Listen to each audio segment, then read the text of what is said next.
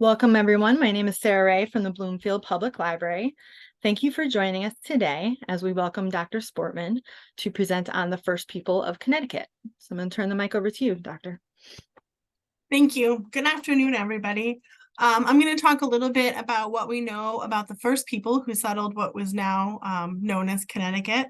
And those are the ancestral people of the indigenous people who occupy the landscape today. Most of what we know about this very early time period is based on archaeological remains. So a lot of the talk is going to be based on environmental reconstructions and reconstructions based on archaeological data from across the site. So, if you have questions, please put them in the chat, as Sarah said, and I'll try to get to everything at the end. I'm happy to have a discussion about any of this. So just want to start off by saying that the land that comprises what's now Connecticut is the ancestral homeland of many indigenous groups, including the Mohegan, Pequot, Niantic, Pagusset, Nipmuc, Wangunk, Quinnipiac, Podunk, Tunxis, and many other small groups, as well as the Mohegans in the northwestern part of the state and the tribes of the Matabesic Confederacy in southwestern Connecticut. So this is a simplified map. It gives you a sense of people, the peoples who lived across Connecticut at the time when European settlers first started coming into the area in the 17th century. And as I said, today I'm going to be talking about the ancestors of these people who first settled what's now Connecticut more than 12,000 years ago. So to really start talking about this time period, we have to go all the way back to the last ice age. The era that geologists call the Pleistocene, which occurred from around 1.9 million to about 10,000 years before present, and those are the last ice ages. The ice shaped what is Connecticut's landscape. It cut the valleys, it piled sand and gravel into large hill, deposited till, and it gives us our kind of rocky, hilly terrain that we have today. During the Pleistocene, ice a mile thick covered what is now New England. It's hard to imagine and wrap your head around. But as the glaciers eventually started to melt as the climate changed, and by about 18,000 years ago, they had receded from our area. And once the glaciers melted, plants and animals were able to finally kind of colonize the region, and you started to see plants and animals moving into what is southern New England now, taking hold and growing. And after that, and only after that, was it possible for human beings to come into this area and start to settle as well, because prior to that, there basically was no food. So it really required a lot of different environmental changes to occur before the landscape was hospitable to humans. And here in this part of the country, that probably wasn't until about 14,000 years ago or so when it was really hospitable for people to come and survive. So, just thinking in a more general term about the peopling of the Americas, how people got here in the first place, people began to arrive in North America. This is 23 to 16,000 years ago. It's probably been pushed back a little bit farther now, more like 25,000 years ago, at the end of the Pleistocene period. And some probably came on foot across the Bering Land Bridge, because when you think about this time period with all of these glaciers, a lot of the water in the oceans was actually caught up in the ice, right? So the oceans were a lot shallower than they are today. There's a lot less water and more land was exposed. Some people probably came on foot, others probably came by boat. And then, now we have recent evidence of new recent evidence from the last couple years of humans in North America at about 21 to 23,000 years ago. And this is kind of really new because before this, the earliest really good solid data we had was at about 16,000 years ago, but you might have heard about this in the last couple years. There was a publication of a discovery of fossilized human footprints from White Sands, New Mexico, where multiple layers of human footprints were preserved in stream beds where water had flowed into an ancient lake. And those were dated very securely. They radiocarbon dated seeds in the layers above and below the footprints, and that's where that 21,000 and 23,000 year old date comes from. And then when people said that's not good enough, we need more kind of stringent dating to really say that this is that early. They did a couple of other dating methods, including OSL dating of quartz grains under the prints, which is a kind of dating that's usually used in geology. It has to do with the last time basically sediment was exposed to light, and that came back with a very similar date. And then they did additional radiocarbon dating of conifer pollen that was found in these soils as well, and they all came back with that same date range of about 21 to 23,000 years ago. So we have pretty securely placing people on the landscape, at least in the western part of the what is now the US, that far back. As I said here, it was sort of a different situation. The land was not hospitable that early in any way, shape, or form. In New England, it wasn't until about 13,500 or 14,000 years ago that people even could live on the landscape. And the first people that move into the area around that time are known to archaeologists as Paleoindians. In some way, that's kind of a problematic term. A lot of indigenous groups don't like it. It is, however, the term that archaeologists have sticking with for the present time. So I, kind of go back and forth between referring to them as Paleoindians, the first people in Connecticut, first people, that kind of thing. But just know that that term is sometimes not necessarily a favorite among indigenous people, but it is one that archaeologists use commonly. So the first people are descendants of those who initially colonized North America in that period between about 16,000 and 25,000 years ago. They made their way west across what is now the United States as environmental conditions allowed, as the glaciers retreated. And once people arrived in North America, they quickly colonized both North and South America very quickly on foot and by boat. It seems like they come into the area and then spread across very rapidly. The archaeological evidence indicates that shortly after Connecticut became habitable, people were here, almost as soon as it was environmentally possible for that to be the case. The earliest radiocarbon date we currently have for a human occupation in Connecticut was discovered at a site in Avon, the Brian Jones site, which you may have heard about. It's very recent, from 2019, and that was dated back to 12,600 years ago. We also have another date of 12,300 years ago from a Paleoindian site in Western Connecticut in Washington, known as the Templeton site. And I'll talk more about both of those sites later on in the presentation. So archaeologists like to characterize things and break things down to make it easier to understand. We're big on typologies historically because, and one of the reasons for that is when you're dealing with timelines going back thousands of years, like you are when you're thinking about the earliest people, is that there's not a lot of the materials that they use that have survived in the archaeological record. The climate in our region, we have, cold winters, we have ice, we have freeze thaw, we have very hot summers. It's hard on organic materials. They don't preserve well in the archaeological record like they do in places like the desert Southwest. So lots of times what we're left with primarily is the inorganic parts of the materials that people used. And from this earliest time period, most of what we have left is stone. The stone tools that people used in their daily lives, the materials they used to make those tools, and the debris left over from the making and repairing and finishing of those tools. So basically this timeline that I'm going to talk about right now is based on differences in those tools that we've seen through time.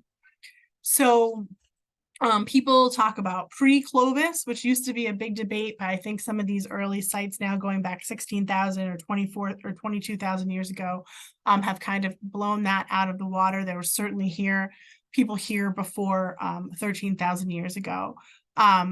And then there's the early Paleoindian period, which is for our area, pretty much the earliest people can be here up to around 12,000 years ago. The middle Paleoindian period goes from about 11,600 years ago to 12,000.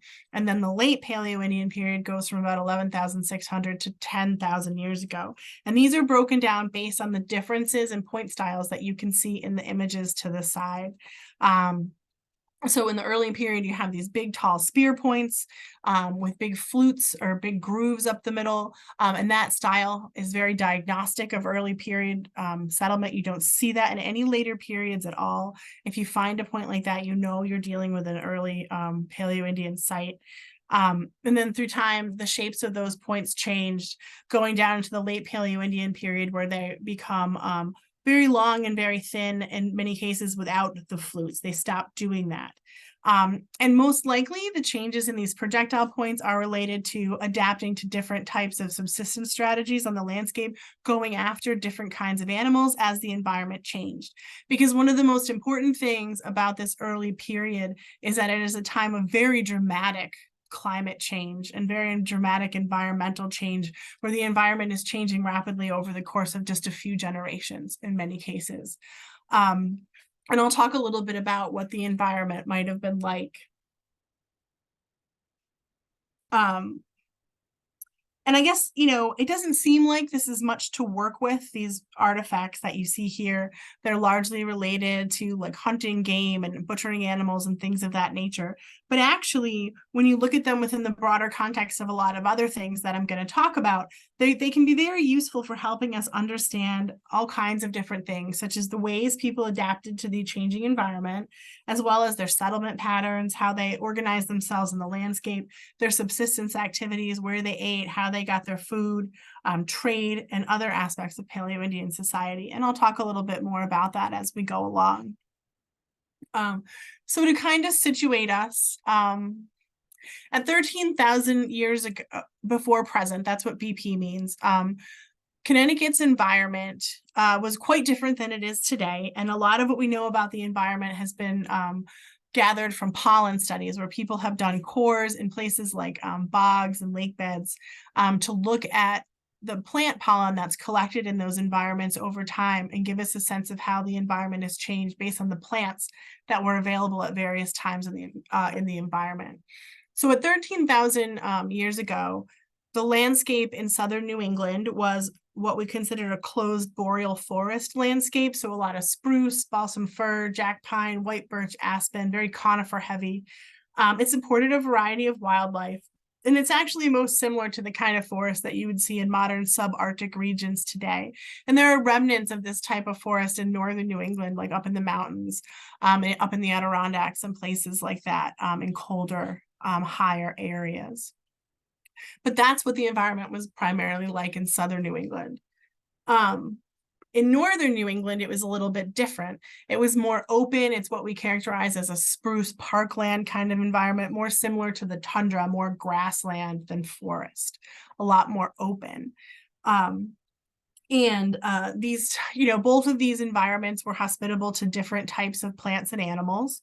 For instance, in southern New England, this type of forest environment was still the home of mastodons, some of our last megafauna that existed in this area, who thrived on eating the woody vegetation and plants. Whereas up in northern New England, where you have this more open environment, a different large mammal, the mammoth, did better because that animal is more adapted to a grassland type environment. And one thing that we know about this time period is that another really important animal in the landscape, so presently and for the last many thousands of years, the major prey animal in our area is the white-tailed deer. This was not the case at the earliest time when people first got here. At that time, it was caribou. This was a caribou environment. So again, we're kind of thinking of an environment more similar to Arctic places. And the caribou made a seasonal round where they would go from southern New England to northern New England at different parts of the year.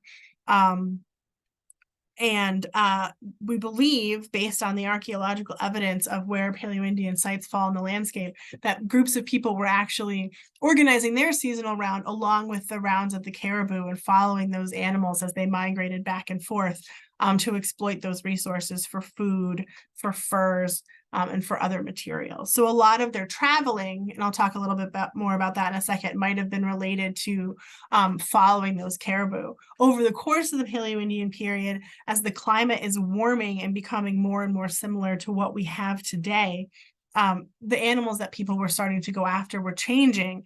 And that is probably related to some of the changes in the projectile points that we're seeing in those different styles that you see through time. Another really interesting thing, I mentioned the mammoths and mastodons. When people first arrived in southern New England, they were at the end of the Ice Age, which was also the end of the age of the megafauna. So these giant kind of prehistoric animals that are long gone, many of them were still here, albeit probably in small sort of struggling populations. So many of the first people that were on the landscape probably would have interacted or at least seen these creatures and may have hunted or scavenged them for food. So creatures like mammoths, mastodons, and giant beavers, which are a really interesting giant rodent from the end of the last ice age. So a very different environment than what we see today. And I think you can kind of see where, as if you were going after animals like this, and then over time that changed where you're going after animals that are more like rabbits and deer and the beavers that we know today, the tools and the weapons that you would use to do that would likely change as well. So a lot of what we know about Paleoindian people and their societies is based on two things. One, as I said, is archaeological evidence. And another thing is analogy to what we know about people who lived as hunter-gatherers in kind of Arctic and subarctic areas in the 19th and 20th centuries, when cultural anthropologists started going out, living with groups of people, talking to them and trying to learn about their ways of life. And a lot of that work was geared towards kind of collecting information on what they believed to be, disappearing peoples, that there's no way that these traditional ways of life could possibly survive in the face of colonization and modernization and change. So they were going out to record some of this information. And while that's not necessarily true, a lot of groups have certainly demonstrated their ability for cultural persistence through all kinds of really challenging conditions. The information that people collected is actually very useful for providing what we call an ethnographic analogy, for helping us understand how people may have lived in this time period, because they aren't here to talk to, and we only have the archaeological materials they left behind. So what we know from the archaeology and what we believe from the ethnography is that people traveled seasonally to hunt and gather. This was a hunting, gathering, foraging type of society. There was no farming or horticulture or anything like that for thousands of years to come. And so, as I said, they probably followed migratory animal herds, probably caribou, maybe also mastodons and mammoths, although I really think that those populations were quite low and dwindling by the time people got here. They also, there's kind of a, an old idea about people.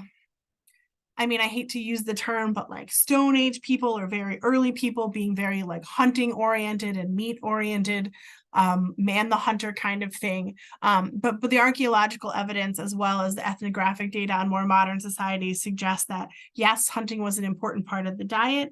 Yes, people spent a lot of time following animals and seeking out those types of resources, but it was really plants that formed the basis of the diet.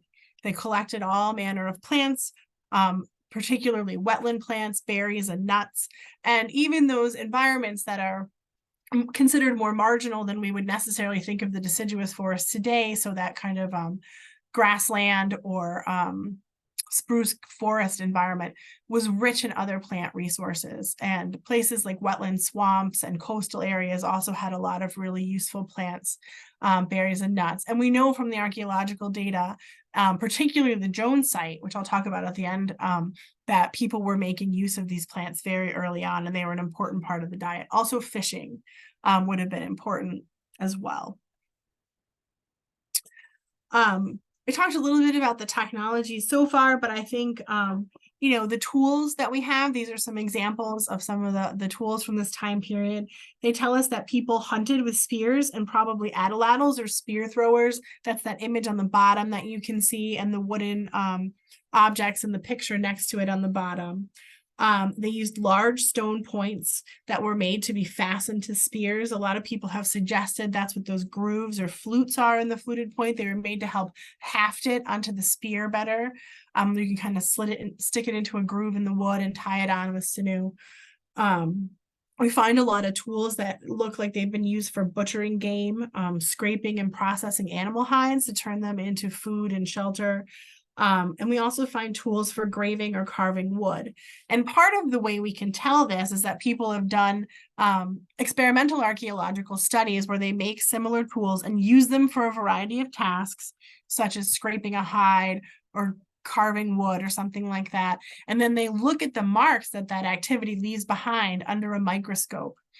And then they take, pictures of that and keep a record of that. So then when you have archaeological materials, you can look at those under the microscope and you have a good comparative context to say, the wear on this artifact looks like it was probably used for scraping hides, or butchering an animal or carving wood or something of that nature. So I'm kind of extrapolating from the experimental archaeology and the damage that's on the stone tools. Another aspect of stone tools that's really important for understanding people in this time period are the types of stone that they're using to make the tools. These provide clues to their movements across the landscape. In many time periods throughout the archaeological history of the region, we find that people are mostly making their tools out of stone that you can find locally. You can just pick up anywhere, like quartz in southern New England is a common one, and quartzite. But it's very different in this early period. Paleoindians seem to have valued very high quality stone for their tools, and they seem to have traveled long distances to get a hold of the best stone. And that probably also fit into their seasonal round of travel, along with following animals, was going back and forth to these places where they could get this tool making material. We know this because we find exotic, which is what we call material that's non-local, not available locally, high quality stone tool and stone tool making debris on Paleoindian sites across the region. And the tools often show evidence of having been repaired, resharpened, reworked, refashioned into something else until they're very small, almost worn down to nothing, and they're unusable, which suggests that people are curating these materials, that these materials are valuable and important, and they're making the most of them before they're tossing it away. Whereas in later periods where people are using quartz, you use something, you can just toss it and easily find more quartz to just make something new. But if you're focused on, using these high quality stones that you have to get from a long distance, you're going to spend a lot more time trying to make the most of that material. Some of the best stone materials can be found in the Hudson Valley of New York. We find those on Connecticut sites all the time, as well as the Chert and Jasper quarries of eastern Pennsylvania, and Mount Jefferson, New Hampshire. So we know people are traveling these distances because we're finding stone from these different places across the Northeast on sites in southern New England. When people move into Connecticut around 13,000 or so years ago, they quickly spread across the landscape, much as they had apparently across the rest of the country. And archaeological evidence of their presence has been found across the state in the form of, first of all, lots of numerous isolated projectile points. So we find these spear points, people find them in plowed fields, in their gardens and various other places across the site. Those are the black dots on the map of the ones that have been recorded, at least in the last up to about 10 years ago.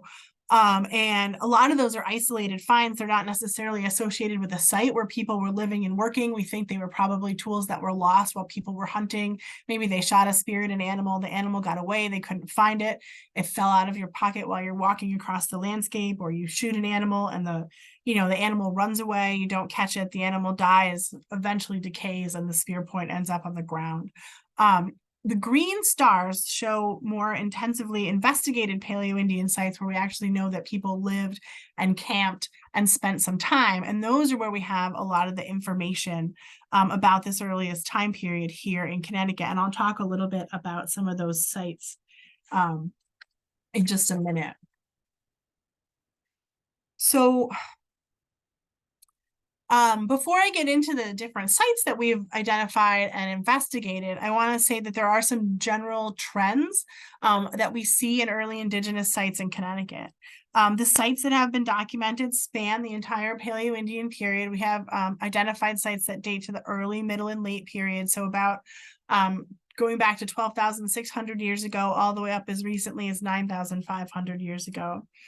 And that boundary between the end of the Paleoindian period and the next period, which we term the early Archaic, is marked by another set of climate shifts that really force people to adapt to the environment in different ways. So we start to see different tools and different settlement patterns. That use of high quality exotic stone material is ubiquitous at these sites. It's found across. It's not that people don't ever use local materials. We do find local chalcedonies and other types, really nice quartz that you can get like locally they'll use. But unlike a lot of other periods, most of the stone tools are being made from stone that's coming from far away on these sites. Another really interesting aspect of these sites is that they tend to exhibit very clear spatial patterning of activities. These are hunter-gatherer foraging people who are spending a lot of time moving across the landscape. They're probably living in small family groups, like of a few nuclear families that are related, maybe extended family groups. But they seem to have very clear cultural ideas about the right way to organize a campsite and to go about your daily business of, preparing your food, making your tools, fixing your tools, tanning hides, placing your houses in fire pits and that sort of thing. Because most of these sites exhibit very clear spatial patterning where activities are separated by areas of empty space where we find no artifacts. So you'll see an area of a site where maybe people over in this part of the site were sitting and napping stone tools or fixing projectile points, and it's separated from the area where people were working on hides, where we find like scraping tools and that kind of thing. And that's a really interesting aspect of this. It seems to be very regulated or culturally structured, I guess is what I would say. So the first site I want to talk about is the Templeton site in Washington, Connecticut. This was the first Paleoindian site in the state that was identified and investigated in any real detail. And this site was first found in the 1970s. It was excavated by an archaeologist named Roger Moeller, who is still active today. It was an incredibly deeply buried site. They were actually there doing a field school, and they were looking at a much later component that dated to about 6,000 years ago that they knew was there. That was a very quartz-heavy component dating to the late Archaic. But they dug some of the excavation units deeper. They hit this big area of sterile soil. And then when they got down to more than 100 centimeters below the surface, so more than almost 4 feet below the surface, they started finding artifacts again. And that's when they realized that they had a site of very large age. So this site, if you can see from the picture, is located at the confluence of the Chappaqua River and Mallory Brook in Washington, Connecticut.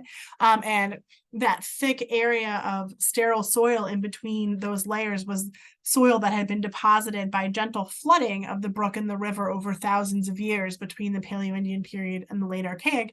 And it kept those Paleoindian deposits and kept them intact for all of those years. So as you can see from the map that I have up here, the site has been pretty extensively excavated. The big squares that kind of make that linear sort of L pattern thing are the ones that Roger Moeller and his students and colleagues did back in the 70s and 80s.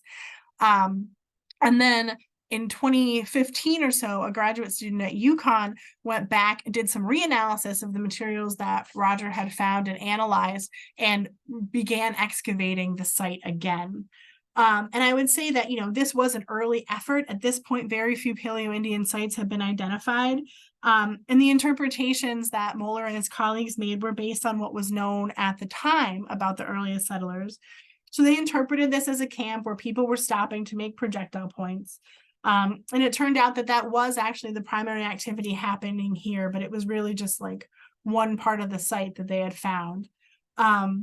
They really thought that they had gotten the whole site. They thought that that linear kind of area along the water was where pretty much the extent of the site. So they stopped going out farther. And one thing they didn't do was they didn't look at the stone tool making debris, the chips of stone that come off of the tools when you're making them. That's over the last 40 years or so, people have realized that there's actually a lot of information to be gleaned from that type of material. And this time they just counted and weighted. They didn't do any analysis of it.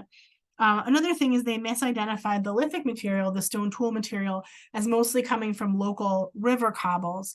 But it turned out when Zach Singer went back and reanalyzed it, it is all mostly Hudson Valley chert and Pennsylvania jasper. So again, those exotic materials coming from far away. So he analyzed all the lithic data. He went back and looked at the data that Roger had looked at. He identified that chert coming from the Hudson Valley. He found lots of channel flakes from projectile point manufacturers. So that picture up at the top of those stone flakes are actually those long skinny flakes that are being taken out of the middle of those projectile points to make that groove to probably help to half them. And they had missed that the first time around. And they did lots of excavations, and those are continuing to this day. We go out there every year and dig a few more. And Zach actually was able to identify a variety of activities reflecting at least 3 different point production areas, as well as areas where they were working materials, including hide, bone, antler, and wood in different clusters across the site. And some of those loci you can see on the map there. So it looks like, but this was all on this site happening in conjunction with that point production. So their interpretation was that these organic materials, the hide, the wood, the bone, the sinew, whatever, was that they were basically using these materials to help make their spears and other weaponry as they were gearing up for probably a hunting expedition. And that's sort of the interpretation there. But this is an ongoing project, and we take volunteers out there almost every year to do more excavations. It also has other periods that date to more recent time periods. 2 other really important sites in Connecticut are both found on the Mashantucket Pequot Reservation in the town of Ledyard. This is right near Foxwoods. The Great Cedar Swamp is a huge inland swamp that butts right up against basically the Foxwoods complex, the casino complex. An archaeologist from the Mashantucket Pequot Museum and Research Center found these sites in the 90s and 2000s, doing various archaeological work for other casino development. So this is a LiDAR map showing the Great Cedar Swamp, which is a pretty big inland body of water. And these 2 sites, Ahomawaki and Hidden Creek, are located in the uplands just around the swamp, suggesting that people were there to make use of the resources related to the Cedar Swamp, which would have drawn a lot of animals and been really rich in plants that would have been good for food and medicine and things of that nature. So the Ahomawaki site was another site that Zach Singer excavated, the same archaeologist who reanalyzed Templeton. It was located along a stream right next to the Cedar Swamp. This is a large Middle Paleoindian site. It dates to the same time period as the Templeton site. And in this case, he was able to identify, again, multiple discrete activity areas. And the artifacts were dominated by Hudson Valley chert and Pennsylvania jasper, reflecting those 2 patterns of, one, those discrete activity areas where different types of things that people are doing on a site are spatially segregated, and reflecting those rounds of travel to get those types of stone materials that were so valuable. The Hidden Creek site is a little bit different. This is only about 750 meters away from Ahomawaki. This is a late Paleoindian period site, around 10,000 to 9,500 years ago. This is a really right towards the end of the Paleoindian period. And it's a much smaller site. It's only about 27 meters squared, the whole area. They tested around the edges and didn't find any other evidence of occupation. It's on a terrace overlooking the swamp. And again, you have the artifacts. They're dominated by that Hudson Valley chert, but there's definitely more local material in this site.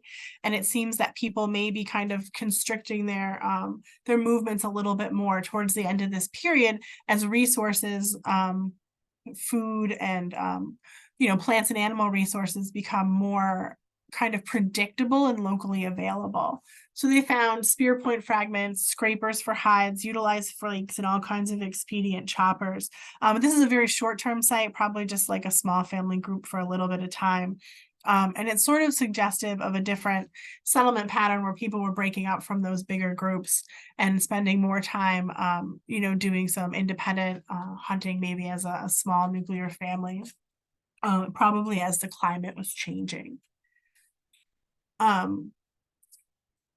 This site in Lebanon, Connecticut, I wanted to talk about, just because there's been some really interesting new research involving new technologies done at this site that's helped us to learn a lot about it, particularly the environment and the landform. So the Liebman site is located in Lebanon, Connecticut. There's a small exhibit on the site at the Lebanon Historical Society Museum that you can go and see. It was found in the 90s. It's on a small sandy knoll overlooking a stream on what is now Williams Pond. So Williams Pond is a dammed pond. You know, most of the ponds and lakes in Connecticut are dammed from rivers and streams. And this is a dammed pond, so it would have just been a stream at the time people were living here. It was excavated in the 90s by Dr. John Pfeiffer and Joseph Parkos, who lived nearby, who was a navigational archaeologist who found the materials. And they basically, what had happened at that point in time was they had lowered the level of the pond for some kind of dam repair or something of that nature. And Mr. Parkos was walking around the edges looking to see if he could find any artifacts or anything of interest. And he came up with some of these stone tools that he thought were pretty significant. So he contacted John Pfeiffer, and he came out and they did more of a surface survey looking around for artifacts, as well as some excavations. And it turned out that they did have a Paleoindian site. They found a broken fluted point, as well as steep edge scrapers that are characteristic of the period, and flakes that had been used for tools, gravers, which are stone tools that are used for graving wood or antler, as well as a lot of stone debitage. And again, an assemblage dominated by New York chert and Pennsylvania jasper. And that was really all there was to it at the time. But more recently, an archaeologist named Dave Leslie wanted to investigate this site further. So we reached out to John Pfeiffer and talked to him about it. And he is a geophysical archaeologist, and he's interested in technologies like ground penetrating radar and magnetometry. And these are some of the newer technologies that we've been applying to archaeological sites with a lot of success. So what Dave Leslie did was he worked with a grad student at UConn in geology, Andy Fallon, who you see here on this paddleboard, and they decided they were going to try and use the ground penetrating radar equipment on the pond to see if they could get a sense of what that landscape would have looked like before it was flooded by the pond. This is pretty expensive equipment. It looks like a pretty risky endeavor, but apparently I was told that Andy does this all the time, and he was very comfortable mounting the ground penetrating radar on his paddleboard with a raft attached to the side. And basically what he did was the site was identified. If you see this picture, that's the kind of aerial image. It was identified on the side that's on the top of the picture, which is basically like an island now, and it's private property, so they weren't allowed to go on it. So what they did was they had one guy stand in the water along the edge off the private property while Andy basically rode the paddleboard back and forth across the pond, collecting data, both with the ground penetrating radar and GPS data, so they could place it in space to try to map the bottom of the pond and see what it looked like. And it actually worked incredibly well. They got really cool data. So there's the little picture. You can see where the arrows are pointing, but this is sort of a profile. If you were going to cut it in half and you were looking at it, you can see the red arrow pointing to that active channel where the original stream was. And then you can also see a buried floodplain that would have been above water at the time that the site was discovered, where the blue arrow is pointing, and that's the area where all those artifacts were found. So they were actually able to get a sense of what the landscape looked like before the pond was flooded. And it suggests that this is a technique that you could use in a lot of places because water levels are much different now than they were in a lot of earlier periods. Sea levels have changed dramatically over the last 12,000 years. So sites that were dry land 4,000 or 5,000 years ago, many of those are now underwater, and you could use this technology to get a better sense of where you could look for those sites and possibly engage in underwater archaeology or other types of techniques to get at some of that information. So this I thought was a really cool recent project, and they just did this in the last few months. Another site that goes back several years is the Allen's Meadow site in Wilton, Connecticut. This is a small campsite overlooking the Norwalk River. It's near an old meander of the river that's no longer active, but would have had water in it at the time. It was excavated by Ernie Wiegand, who's a Connecticut archaeologist, and the Norwalk Community College Archaeology Club that he ran for many years.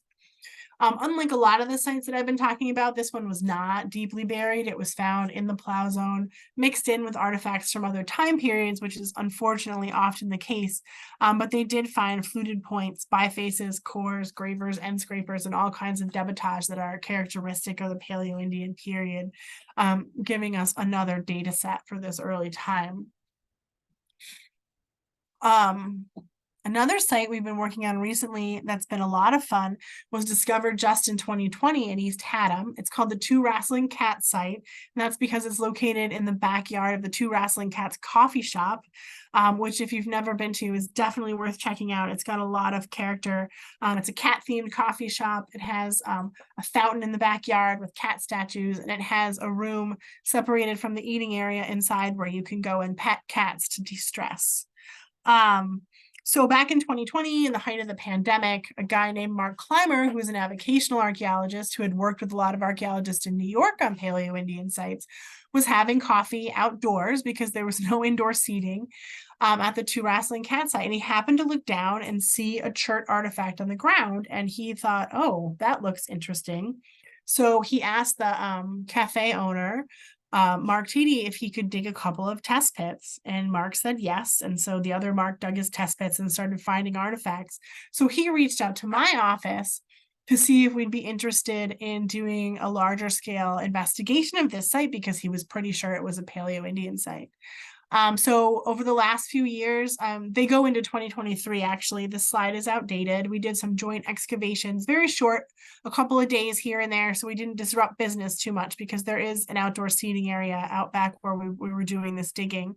Office of State Archaeology, Friends of the Office of State Archaeology, which is a volunteer group that helps my office, and the Archaeological Society of Connecticut went out and did some excavations. To date, we've dug about 18 shovel test pits and about 9 meters of excavation. And this site is located on a terrace above Sucker Brook. I'm sure you're noticing at this point that all of these sites are located close to water, which absolutely makes sense, right? Because that's a resource that people always need. And it's situated on this terrace between an 18th century house that houses the coffee shop and mill foundations on the brook that date to the 19th century. This is another shallow site. The Paleo-Indian artifacts are found just kind of at the bottom of the plow zone. So about a foot below the surface is where we're finding most of them. And some of them are churned up from past plowing and gardening activities. So they are kind of mixed in with other periods. It's not as pristine as some of the other sites. But we have found a broken fluted point tip. You can see the one circled in yellow there. And that's another indication it's made on that high quality New York chert. And it has been worked down to almost nothing. You see how small that is? People were still trying to get use out of it, as tiny as that is. And I think that it finally broke when they were doing the last kind of resharpening. So they tossed it away. At this site, we found at this point, a little more than 900 artifacts. This slide's from last year, so I haven't updated it. There's no cultural features to date. We haven't found any evidence of hearths or posts or anything like that, but we know that there was a hearth on the site because a lot of the stone tools show evidence of heat treating and heat damage, like this little potlet fracture that you can see here, where the stone was heated up and the moisture inside it basically like popped off a little section after it was heated up. There's a lot of thermally altered stones here, suggesting that there was a hearth. We also found this large boulder on the site. We dug around it. There's a concentration of stone materials all around this boulder, suggesting that it might have been a place, where people sat and actually did some of their flint knapping activities on the site, that this site was probably used as what archaeologists call site furniture, a natural thing that people used as part of their encampment. But the artifacts are definitely concentrated around that boulder. We've identified about 2 or 3 different loci at this site, again, having that spatial segregation. It's a little bit hard to see at this site because I don't have a picture of the cat fountain, but it kind of breaks up the site. So it's hard to tell if it's like a real separation or if the artifacts were just blown out by the installation of that cat fountain in the backyard. But it's a really neat site, and it's been a great public archaeology opportunity. We've been able to go out there, work with volunteers and students, and have people who are coming to the coffee shop come out. They can ask us questions, they can look at the screens, they can help a little bit. So it's been a great way to get people interested in archaeology and interested particularly in the Paleo-Indian period. And then the last site I want to talk about is one that you may have heard about. This is probably the most important early site that's ever been found in Connecticut. Identified it back in 2019. It's on the west bank of the Farmington River in Avon, and it was identified during a bridge replacement project that the Department of Transportation was doing. And because it had federal and state funding, it required an archaeological survey. So it was done not in an academic or research kind of setting, but in a regulatory compliance type archaeology setting, where most of the archaeology that's done in the US is actually done in this framework in the face of development, where archaeologists go out and survey an area to make sure that a new project isn't going to destroy any significant archaeological materials. So this is kind of an interesting site. It was found as part of that bridge replacement project. Back in 2014, the former state archaeologist, Brian Jones, who sadly passed away in 2019, was working for the CRM firm, and before he was state archaeologist, and they went out and did a survey for this project, and he kept saying, you know, there's these really deep soils next to the river. I can't get through them. I think we need to go deeper. And he was a very intuitive archaeologist. He had a lot of experience. He was the one who dug that Hidden Creek site at the Pequot Reservation. And, you know, they listened, DOT listened, and they actually worked with us and the construction contractor to strip away some of the top layers of soil and then let us do the archaeological testing, because it turns out that the river there had been flooding for thousands of years and just depositing layers and layers and layers of silt. And it was so deep that we couldn't get through it with a shovel. So they scraped off about 4 feet of dirt, and then we started finding artifacts just like Brian suspected we would. And then we did the test pits after that had been scraped off by the heavy machinery, and then the artifacts just started to come like crazy. And by the end of the first day, we had a channel flake and some other like distinctly Paleoindian artifacts made on this Pennsylvania jasper that you can see here. So that was a really great success story of everybody working together to make this happen. The excavations occurred in the winter of 2019 because we had to stay on pace so the bridge could get built.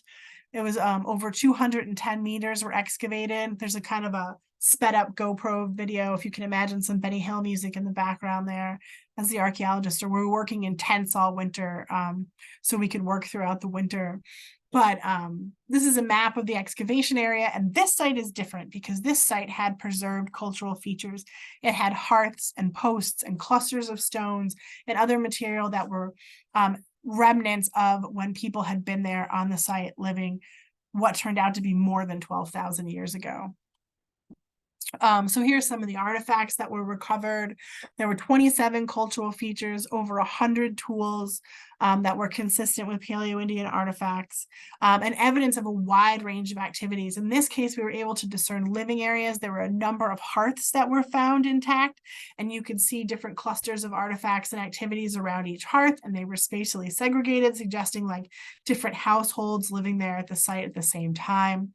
The artifacts reflected hunting, hide scraping and processing, plant processing and cooking. A really cool thing about this site, because we did have hearths, was that we were able to get botanical remains and look at some of the plant foods in the Paleoindian diet, which is incredibly rare. They rarely preserve in sites of this age. So it was just a wealth of information. These are some of the features and some of the dates. They were able to basically identify several different periods of occupation from the Paleoindian all the way through the Archaic period, going up to about 8,000 years ago to 12,600 years ago, which was our earliest date. So people were coming back and reusing this place in the Farmington River. And it made sense too, because there was a wetland to one side, the river to the other. This was a nice high and dry spot in the middle. It would have been a great place for all sorts of resources. And as well as having fresh water. So it was clearly a place that people went back to for thousands and thousands of years, which I think is an important part of that. And a lot of these sites, I don't know if you noticed me say that they have other components that date to later time periods, which I think speaks to the very clear cultural continuity of people in this region for the last 12,000 years, and the memory of important places in the landscape where people just keep going back. So a couple of other really cool things about this site I just wanted to show you. So that picture with the white and black kind of soil, that's one of the hearths that we found. That's where we got that 12,600-year-old date. We also found, which is really neat, a drilled pendant fragment. It was associated with deposits that were around 12,000 to 12,500 years ago. So this is actually a piece of like jewelry or personal adornment going back more than 12,000 years. It looks like it broke while they were making it and probably got thrown away. But there's clear evidence under microscope that that hole has actually been drilled. It's not any kind of natural feature. The other really cool thing was going back to the discussion of megafauna. There's always been a lot of question about whether or not people and megafauna interacted on the landscape in southern New England, because the megafauna were clearly on their way out when people got here. But they did protein residue analysis on some of the tools from the Jones site, and they found traces of elephant protein on a scraper from the site, that one that's circled in yellow there. So that is pretty good evidence that people, if not hunted, at least scavenged a mastodon. And it was probably one of the last one, on the landscape, which is kind of interesting when you think about it that way. It's sort of like this, changing of the guard, where people are coming in to this landscape and really spreading out across and establishing themselves where these megafauna animals are on their way out. So, that's what the completed excavations looked like. They worked on building the bridge on the other side of the river while we worked. When we were done, they came back over here and built the rest of the bridge. There's still a big portion of this site that remains preserved and untouched. It's now a state archaeological preserve. It's buried below 5 feet of soil, and it will hopefully be there in perpetuity. To keep that on the landscape for future, maybe investigation, or maybe just to preserve that history. So, for this site, it's located on the Farmington River. The rivers were important transportation routes.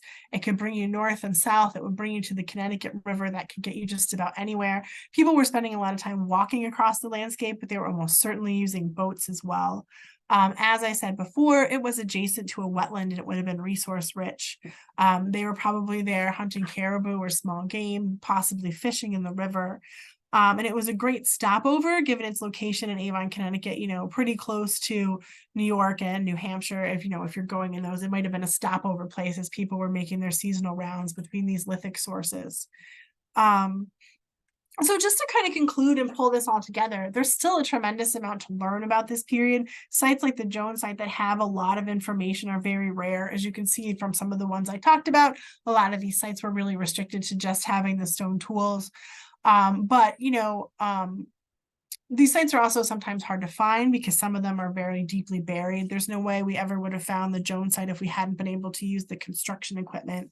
And again, as I said before, the organic data is poorly preserved. But I think that new data sets and going back and looking at some of these old sites with fresh eyes and applying new technologies, all these things are improving our ability to learn more about these sites, the old ones and the new ones. And I think as time goes on, we will gain more and more knowledge about this earliest time period that is still sort of mysterious to us. But so that's what I have, but I'm happy to take any questions.